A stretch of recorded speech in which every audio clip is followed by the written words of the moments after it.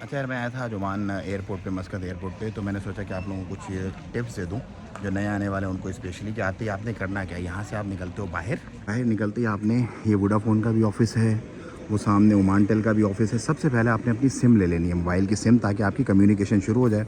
गाड़ी चाहिए तो आप यहाँ से गाड़ियाँ वगैरह ले सकते हैं, जो भी आपको रेंटे कार चाहिए।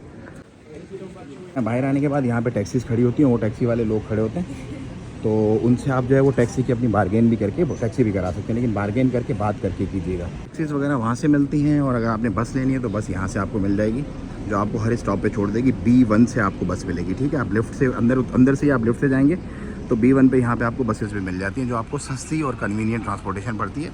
आपको अपना स्टाफ पता होना चाहिए कि कौन से स्टाफ पे आपने जाना है, और यहाँ आप जा सकते हैं। बस को भी यूज़ करते हैं, लाजमी नहीं है कि आप महंगी टैक्सी और गाड़ी यूज़ करें। अच्छा, करेंसी जो है वो आप अपने मुल्क से ही लेके आएंगे, एक्सचेंज रेट आपको बेहतर मिलेगा। यहाँ पर एक्सचेंज रेट आपको जो है वो PKR का तो बिल्कुल ना होने के बराबर, ये PKR तो एक्सेप्ट ही नहीं करते नॉर्मली, लेकिन बाकी जो करेंसीज़ हैं डॉलर शॉलर, उसका भी थोड़ा सा एक्सपेंसिव मिलेगा।